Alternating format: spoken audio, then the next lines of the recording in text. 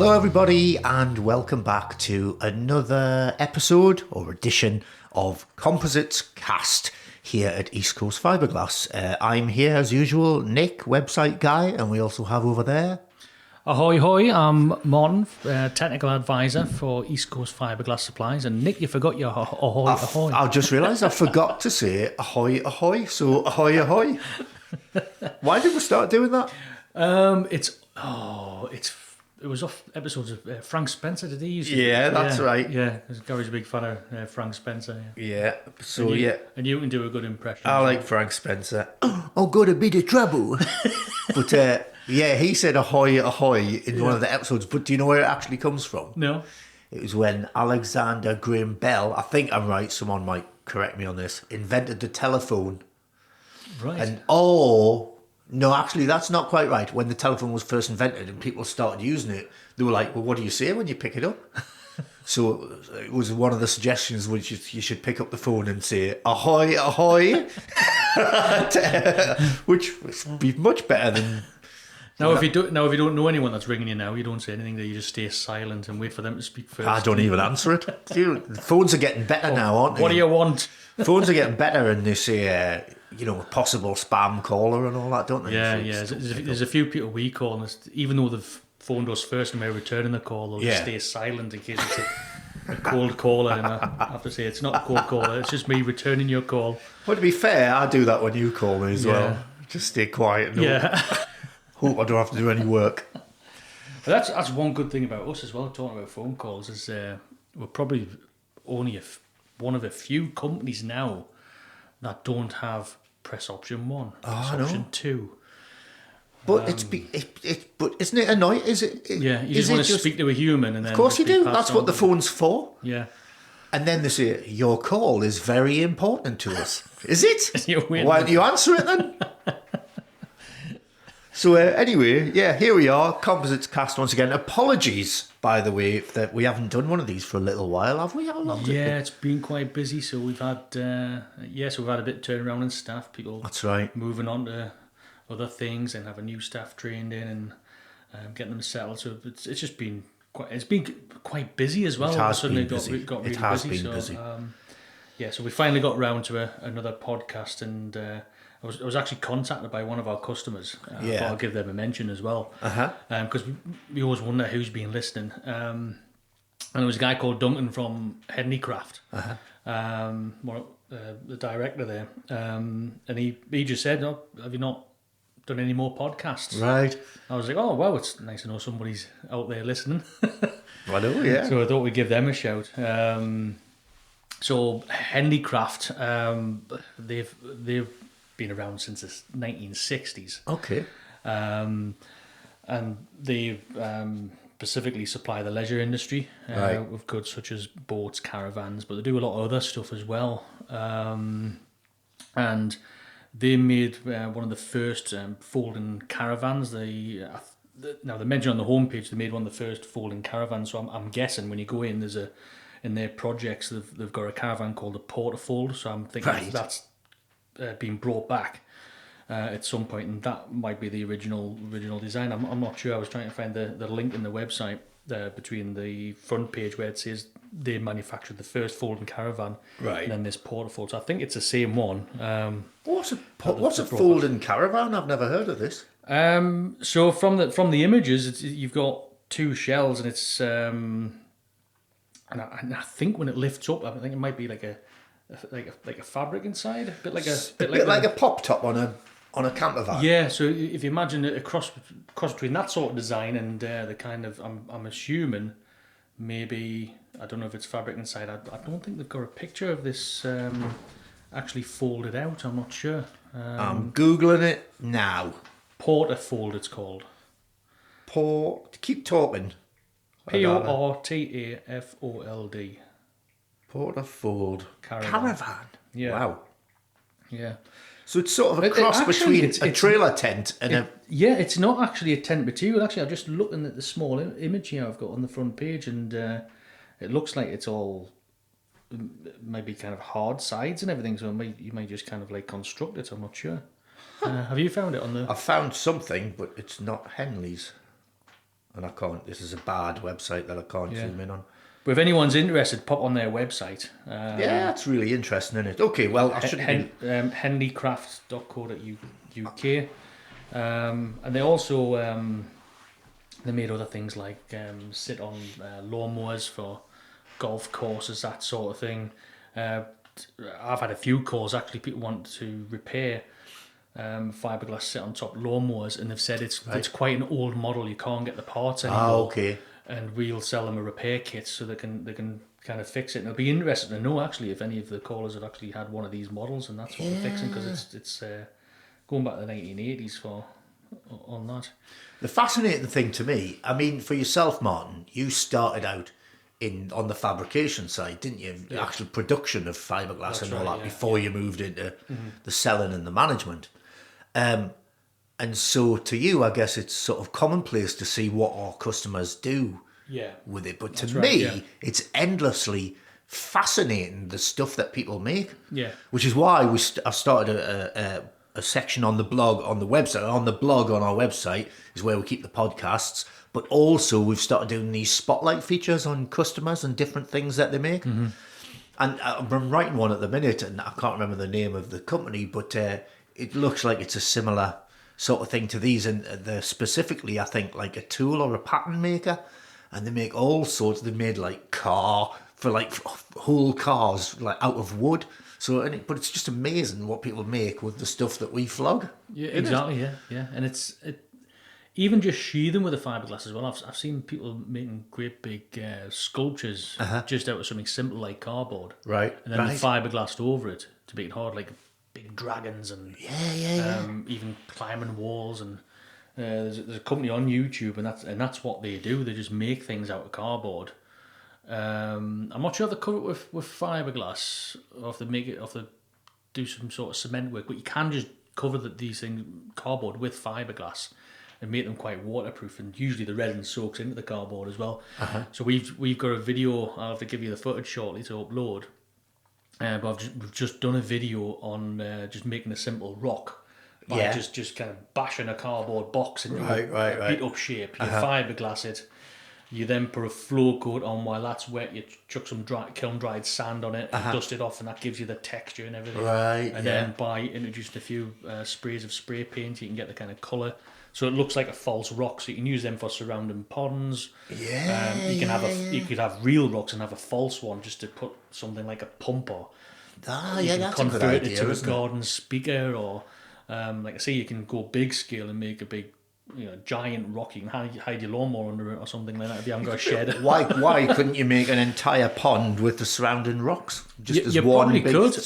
structure? Strange enough, I mean, ponds now. If you look at ponds being done on YouTube, you'll see them have a concrete floor, breeze block walls, which is the correct way of doing it, and then you fiberglass it. There's an old book. I think it might be one of the old Strand fiberglass books that we've got. Mm-hmm. Some of these books are from the 60s and 70s, and one of them actually shows you an old method how to do a pond. Now this is just a nature pond. It's not something with big, huge 3-meter high walls or anything. This is just kind of like a gradual depth nature pond. And their old method was just to dig it all out, compact the clay so it's nice and hard, line it with just newspaper, right, tape all the joins, you put one layer of fiberglass in, let that cure off. Now that gives you a good crisp shell that's not going to move. Because it's sometimes difficult to fiberglass onto paper because it moves about a little bit. But once it's stabilised with that one layer, you then can put another 2 or even 3 layers on, or more, depending on how much water it's going to hold. And that's the old method of doing a fiberglass pond. Well, that's easier, isn't it? And that's easier, yeah. So I was talking to a customer, and they're doing a similar thing. They're lining it with plastic. So I've said tape down all the pleats and everything. But this is something with like it's got a depth to it and then a gradual slope up. I wouldn't do sidewalls that way. I would make sure they were stable and breeze block. And old methods of making moulds as well. They used to use plaster, so a combination of a wooden frame, chicken wire, plaster, carve it into shape. I've seen the old photographs of that being done to do an actual car in that old kind of method, like a kit car. They were producing their own structure. So it's you got these old-fashioned methods that you can still use today. And then you've got the modern methods where you just print something out. Or you just CNC it, a tool and block. You can just CNC that out and then prime it and take your mold off that. A huge project I've got been advising someone at the moment. And he's on some of the 3D printing forums as well. So if you see a full scale Batmobile on one of the 3D printing forums, it's this guy. I saw you posted it on the Facebook. Yes, I did. Yeah, it's on our Facebook. Yeah. So he's doing this full scale Batmobile. He's gonna fair it off, put the primers on it, and he's gonna take the mouldings off the part and then produce this Batmobile. So it's quite impressive that that's been just What printed. size are the sections that he's printing then? Because You how can big get- are 3D printers? You can get different sizes, but a lot of the time I think it's something no bigger than half the size of a front wing panel of a car or something. You can do it at a time. Probably about like a foot by a foot square or something, and then Dear me. and then you've got a kind of I don't know how they attach them all together. So I wonder if he's got in his computer a 3D model of the full thing, and then he's just taking it a has to section at a time. That's what I'm guessing. I printing don't it know. I don't know anything about 3D That printing. can't be a cheap way of making a Batmobile. I wish I did. I keep meaning to kind of look into it and.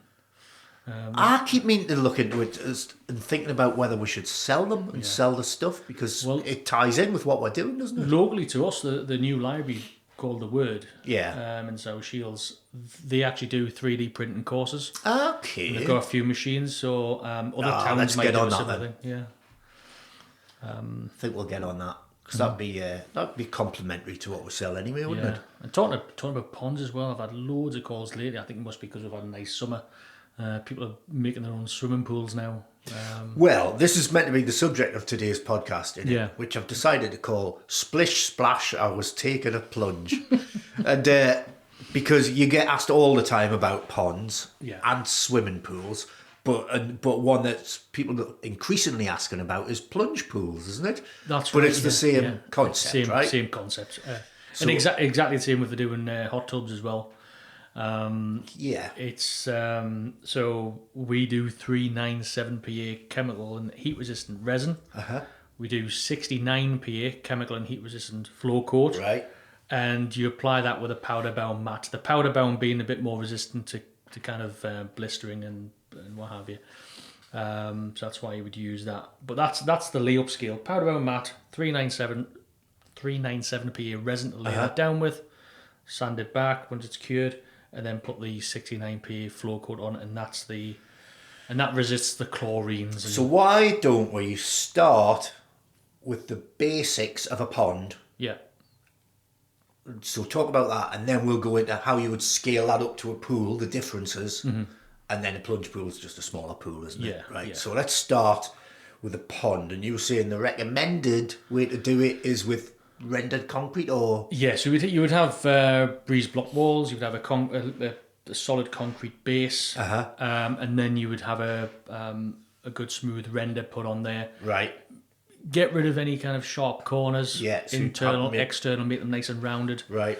And then I'm not a builder, so I can't go too much into concrete and what type of render and what have you. Yeah. So customers will have to research that. I'll get a builder in that knows what they're doing there. After that's all done, you usually give it a coat of G4 damp seal. Right. Now G4 damp seal, it'll seal any moisture that might be coming from the back. Just slight damp. If there's pools of water, you need to sort that out. You can't lay anything in soaking wet conditions. No. But the damp seal will seal any little damp spots. It'll also work as a primer for the fiberglass. Right. Now it does have, I think, off the back of the tin from memory, I think it's got a 30 to 40 minute window. Right. Where it tacks off and it stays tacky, which you then put the fiberglass on. Ah, okay. So it's best to do kind of one wall at a time rather than coat the whole thing in G4 and then fiberglass it. Right. Okay. One of the ponds I did, I actually used 491 PA resin, just because that stays quite tacky, and even if it cures off, it's Right. still you can still bond the fiberglass to it. The downside of that though, Right. it has to be bone dry if you're using that resin. Right, okay. Whereas a G4 is a bit more forgiving.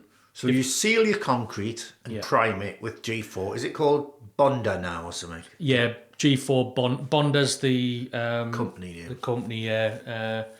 G4 damp seal, pond seal, wood seal. It's the same chemical, different labeling. So it doesn't matter which one you use. Right.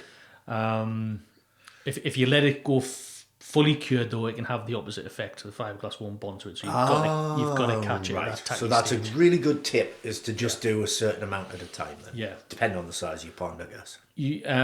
Some people don't prime it and they've been fine. So if the pond's not too deep, you can usually get away with it. So if it's something about 1 metre high, you could probably get away without using it, and or just prime the top so it doesn't peel away.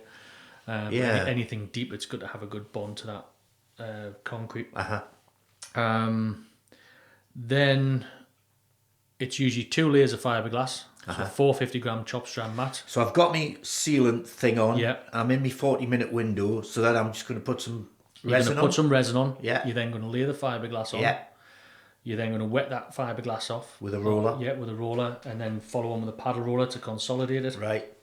You then lay your next layer. Right. Now, because you're putting 2 layers on, I normally recommend not putting 1 layer on, letting it cure off, and then putting another layer because you use too much resin. Okay. Overlap it halfway, your next layer. Right. Wet that out, paddle roll it the same way, and then overlap again halfway with your next one. So you're kind of putting the 2 layers on at once. Right. That's good. Yeah, I get that. Cool. So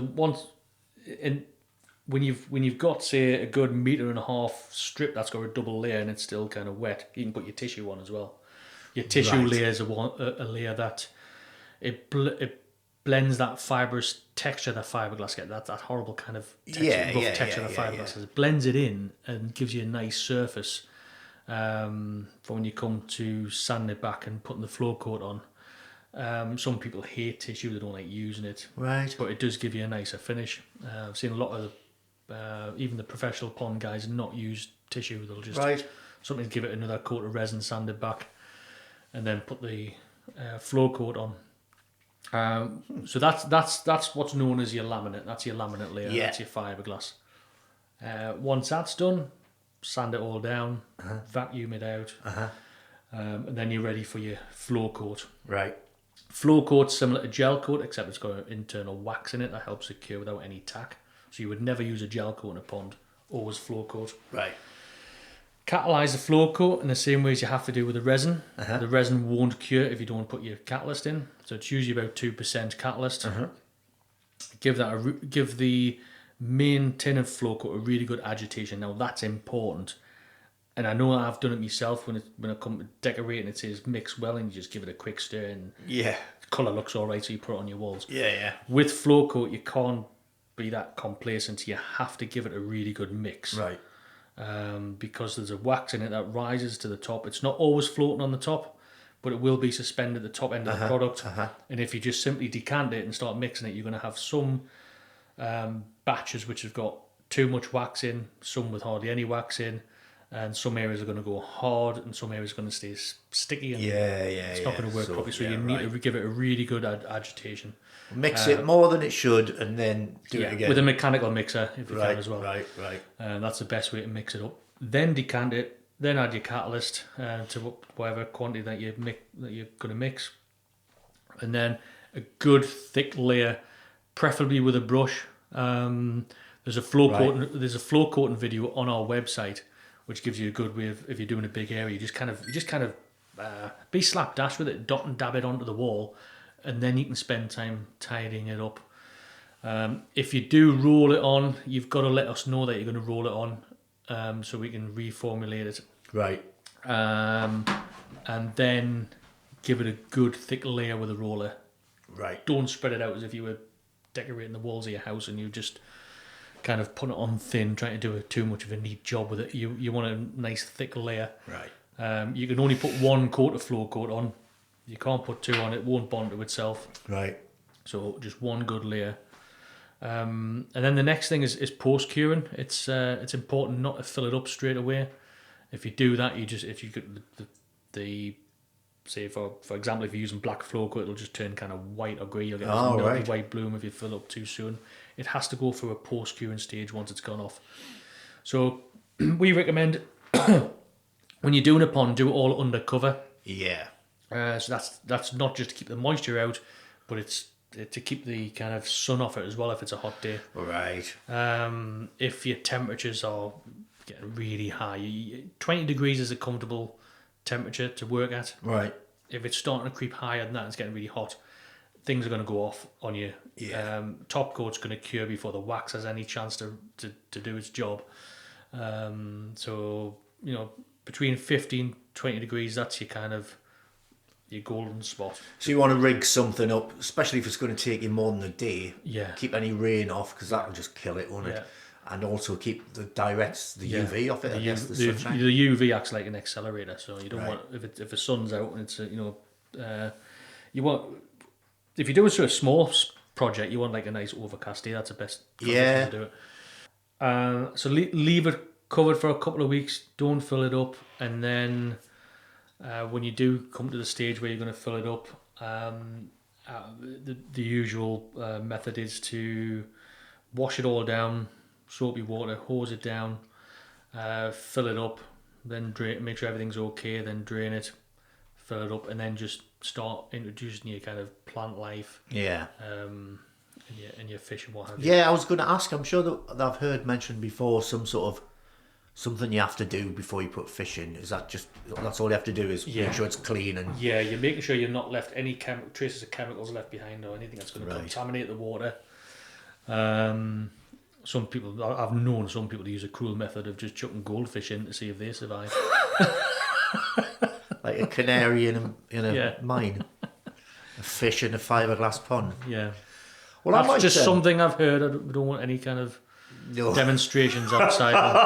Yeah. I think I'll crack on and make a little pond with newspaper on the ground, if you can still get newspaper anywhere. I'll just line mine with clickbait. So that's for just a normal sort of maybe a metre depth pond. That's even for a big pond as well. Or a swimming pool. Exactly the same. Sorry, are you talking about the paper method? Oh, no. No, paper method you can do for a small pond.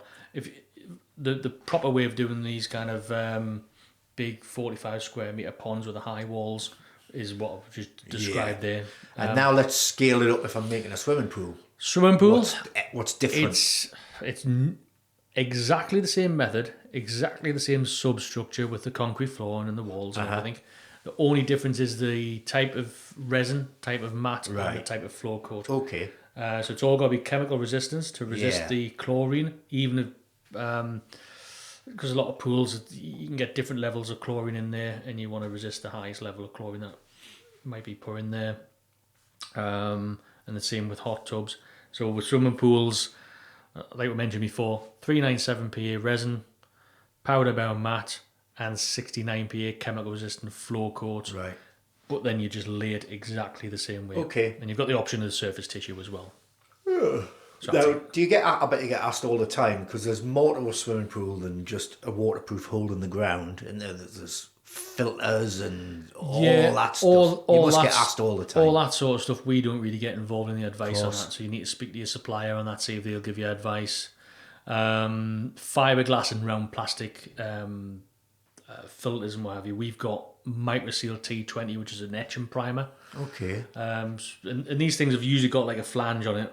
An area that doesn't interfere with anything that you can fiberglass onto. You would do your microseal on there. Don't sand it, just paint the microseal on, let that do its work in the recommended time that's on the tin. And then fiberglass, and wherever you can over-engineer the fiberglass and where it's not going to interfere with anything else, like a cap that's going to go on top or whatever, do that. Right. Even use an exterior or even a pond silicone and just kind of go around the edge as well. Just over-engineer it. Because fiberglass and plastic will expand and contract at different rates to each other. So you want to make sure you've got a firm hold on there. Okay. Look, so something a lot of people are wanting to do now is plunge pools, isn't it? Yeah.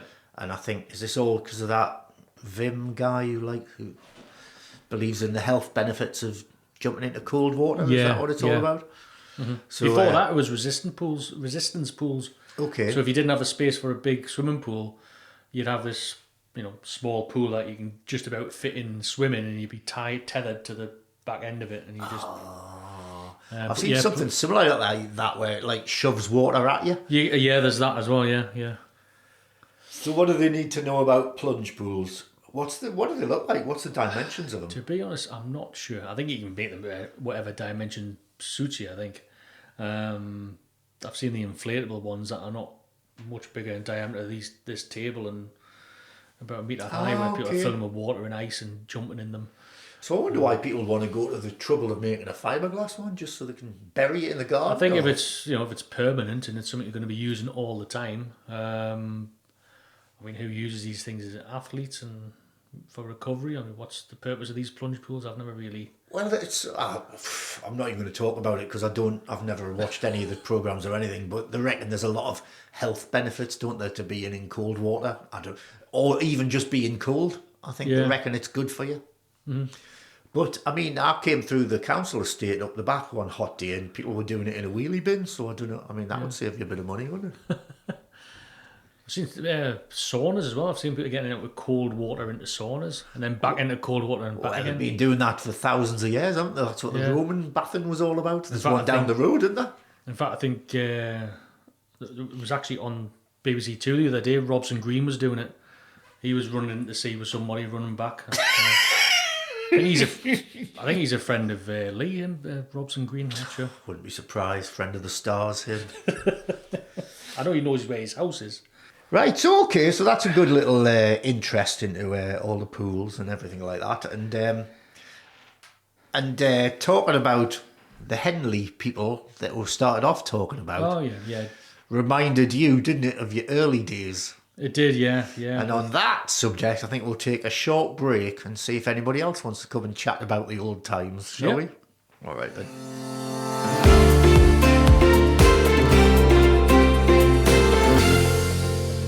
Welcome back.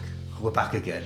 Hoi hoi. Oi hoi hoi. And a hoi hoi here. Gary's here as well. I forgot to mention that if anyone's got any questions, or if they'd like to be featured on the spotlight part of the website or mentioned on the podcast, companies making interesting things. Yep. Drop us an email at compositescast@gmail.com or just get in touch via the website or anything like that. So we're talking about one of the companies, Gary, just to bring you up to speed, who use our materials to make lots of interesting things. Look at this. They made London taxis years ago, or prototypes. Oh, wow. Look at that. And Martin said, this reminds me of the old days when we used to make a lot of things. Oh, dear me. Dog kennels? You've made dog kennels. Not me. I started in 88, 89. And that contract was for the Northumbrian Police Force, making fiberglass dog kennels. Wow. Dear me, what else did they used to make? Bollards for the street bollards out of fiberglass or two-piece moulds. Then they used to fill them with concrete. Right. We've still got the mould for that. I chucked it away because I didn't want the motor anymore. Yeah. Oh no! I pulled one aside because you did you? For the garden. Where did you put it? It's on the back of one of these sheds. Yeah. So that would be going in the bin. So what are you going to make a garden bollard for? I can't remember. It was some project I like to make things. I know you do, right? There's still a few down on the seafront, down in South Shields. Is there? Yeah. You're famous. Got your handiwork all over What town. else did they used to make? Dear me. We made the tower for the Denmark Centre as well, didn't we? Yeah, the main business was life raft cases for both for SA equipment and RFDs then. They're now called Survitec. And we mainly made the life raft cases for the marine industry. But we did all kinds of bits and pieces in between that. Well, you always get asked, don't you, even now? Yeah. Everything was from a wooden plug. It wasn't CNC then. It was a guy up in Chesley Street called John from Northern Patterns. He used to get the draw it down on a drawing board, and then replicate it with a wooden plug. Then we used to get the plug down here, coat it with durable surface primer, even then, and then take the moulds from that. So everything was, made by a wooden plug then. There was no CNC or anything like that. Or like we were just talking about before, a customer who's making a Batmobile 3D printed from a machine. Never. I've not seen it on Facebook. Oh, I think I did, So it's a more modern method, but I remember going down around John's and it was amazing what he could do with wood. Sadly, it's not there now. There's a house built on where the company was. I was looking on Google Maps. Used to go down in the winter time. It used to be -10 or something. John would be working away. We would all be blue. I remember Christmas Eve when I went to pick the Maroc patterns up. This is called the Maroc housing. It's like a big modular shed that went on the side of a ship. If you just type Maroc life raft system into Google, you'll see the deployment of the rafts. We made the big housing surrounding them. Anyway, it was on Christmas Eve in 98 or 99. It was teeming with snow and we went down in this Luton van. There's about 8 in the back of this van. You wouldn't get away with it now. We hauled all these wooden patterns in. Tell me how we got them in. And we travelled all the way home in the back of this van, in between the wooden patterns. I think there was 3 guys in the front, 1 driving, and about 8 of us in the back. It was teeming with snow. And we got them back here. We put them in the building for over the Christmas period. Sounds like the Keystone Cops. That's how everything was done then. It was fun. And then after that, we started making moulds off all these wooden plugs. It took bloody ages. But was there more scope, do you think, in the old days for things to go wrong? The guy's out a fraction of an inch in his plug or... Oh, absolutely. Even though John drew it down on a board, it had to be double checked by the draftsman down here. Right. Which was Bob Johnson at the time. Yeah, I mean, he was massively skilled. He was crazy as well, wasn't he? Yeah. He'd sometimes just stop quiet for ages, just staring with his mouth open into space, and then all of a sudden he'd go, right, and he'd have been just thinking for ages, but he just stays still. He used to walk around with a hammer in his hand, and every time he'd seen somebody like looking away, he used to bang it on the bench and he'd jump out your skin. What do you do that for? It's funny. Yeah, mate. Well, Bob used to check all the patterns up, and then there was a lot of scope for mistakes then. Lots of scope, down to the release agents, down to the surface primer, to be competent sprayer to put it on. Then you had to have the correct, the workshop temperature had to be stable. The release system has to be spot on, really. So often things, not very often, but the odd thing went wrong where it stuck. And it takes months to get back to that stage again. Yeah. It's always when people are trying to hurry you, We used to chase them, really, to be honest, when they say, can you do it any quicker? Can you remember the ones that the molds, when I was converting them from hand layout molds to Prestovac? That was called a Mark 20 size 7 flat pack. Oh, he had to late at night because we had a week to get these. I think it was 3 or 4 molds. Get done in a week. It's always some buyer you're then trying to hurry the process up and getting a pat on the back. Oh, right. But it lies with us. They've actually did get another company to do it rather than us because they could do it quicker apparently. Right. But they made a right arse of it. And it came back to us anyway. But we weren't going to be hurried from then. You cannot hurry this process. It's like baking a cake. You cannot just turn the oven up. Is that a good analogy or not? Very good, yeah. Delicious. I'm not very good at them. We've got a load of containers back once as well from, I think was it Italy or China or both, and we had to re-glass them all because they only put a small amount of glass in. Tom bottom of the story, you just cannot hurry tool making, you just cannot do it. It just ends up in disaster every single time. And people have got to be, what we should do really is get the buyers in from these companies that order these products and put them on a tool making course, then put them back on the office seat, and so they'll know the process next time. Well, we don't make anything now, so... But we still fancy do it anyway, because they're... But you're not bitter. No, I'm not bitter, one little bit. One of the other downsides of the wooden plugs as well, you couldn't store them outside. Right, Like a lot of the modern CNCs, you could probably have them in a metal cabin. We used to have some masters in the cabin. They used to warp, didn't they? But How it worked in the small space we had, with all these wooden patterns stored inside, then we're working, trimming around them and stuff. It's crazy. yeah, I mean, all the MDF ones used to have to be replaced. They would just swell up and the primers would crack. But I think the more modern materials are more stable, like the Seeker block that we sell, that can be CNC'd. Right. We've actually got another product in called Tancast, which is a bit like our PU foam. It's higher density, and you can actually cut that with a saw, and you can sand it and shape it like as if you're working with right. kind of a wood, like a soft wood. Oh, that's good. What can you seal that with? You can just use resin. You can seal it with All right, just straight resin, straight on. polyester resin and primer if you want to. I've done it with the softer PU foams. Very good. You got any interesting, because although we don't really manufacture anymore and we just sell things and advise now, you still get asked all the time, don't you, to help out with little bits and bobs. There's a guy around the corner, isn't there, that does a lot for charity, and he's got all funny different cars and stuff. You're always helping him out. Oh yeah, Oh, Stan. Stan, that's it. Yeah. Yeah, we don't mind helping people out. We'll show them that we'll do stuff, and on occasions, depending what mood we're in, we'll like muck in with them. Yeah. No, I like it because sometimes I come into work and there's like Santa Claus sat in the warehouse or Or the Hulk or something. the Hulk. Yeah. I'm doing Gary's friend's roof at the minute. I'm afraid of heights. Hate getting up and down ladders. Well, it must be all 4 rooms because it's only a shed roof, isn't it? No, it's his extension. Still only. I'm still bad enough on 4 rungs. Just to starting off on the ladders. What noise I'm did not it doing make? that again. So yeah, we'll still get involved. We'll never manufacture again. We haven't done so since lockdown, I believe. is it? Yeah. Oh, well, you kept some bits on. You used to make the flat sheets and Yeah, bits and bobs, slowly. didn't you? But Yeah.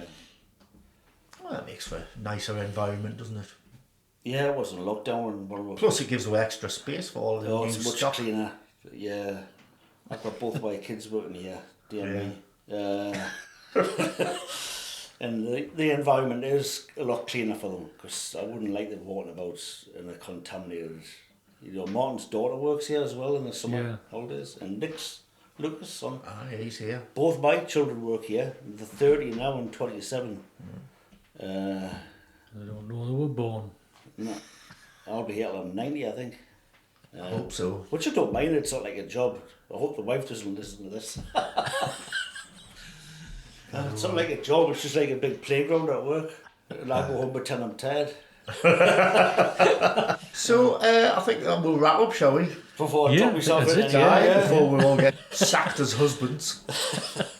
Thanks for listening, everybody, to another episode of Composites Cast. If there's anything you want us to cover in the future, drop us a line in any of the normal methods. And that's all we have to.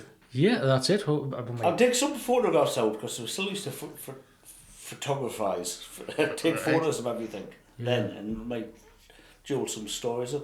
Yeah, we might get Lee in as well if he's not hanging around Robson Green's house On the time. on the time.